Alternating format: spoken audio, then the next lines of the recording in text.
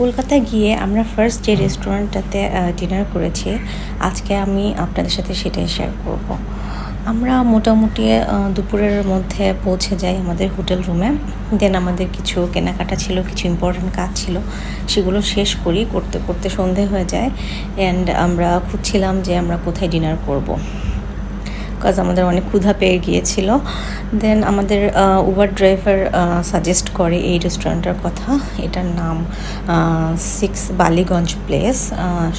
আমার কাছে যেটা সবচেয়ে ইন্টারেস্টিং লেগেছে সেটা হচ্ছে যে এই রেস্টুরেন্টটার নাম অ্যান্ড এই রেস্টুরেন্টটার অ্যাড্রেস সেম। সো এটা আমার খুবই মজা লেগেছে। দেন মনে হলো কোনো একটা রাজবাড়িতে ঢুকে পড়েছি। এই তো দেন আমরা ভিতরে চলে যাই, যে আমরা মেনুটা খুলি। বুকটা দেখে মনে হচ্ছিল যে একদম প্রাচীন যুগের কোনো বই খুলে বসেছি। খুব মজার মজার নাম ছিল খাবারগুলোর, অ্যান্ড ছবিগুলোও খুবই সুন্দর ছিল। আমি দেখছিলাম খুলে, খাবারের আইটেমের নাম দেখা বাদ দিয়ে আমি ছবিগুলো দেখছিলাম।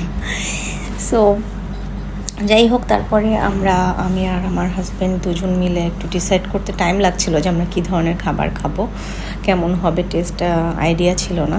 দেন আমরা ডিসকাস করে নারকেল আর পোস্ত দিয়ে তৈরি এই বড়াটা নিই।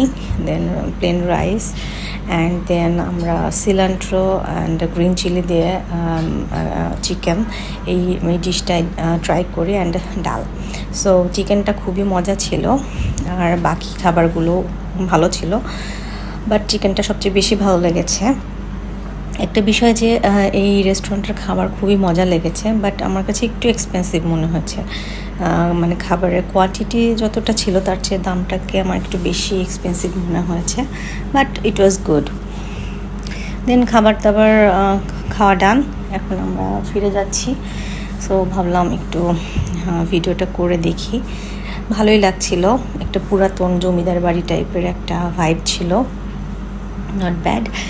দেন আমি আস্তে আস্তে বের হয়ে যাচ্ছিলাম, বিকজ খুব টায়ার্ড লাগছিল, রেস্ট নিতে হবে রুমে গিয়ে।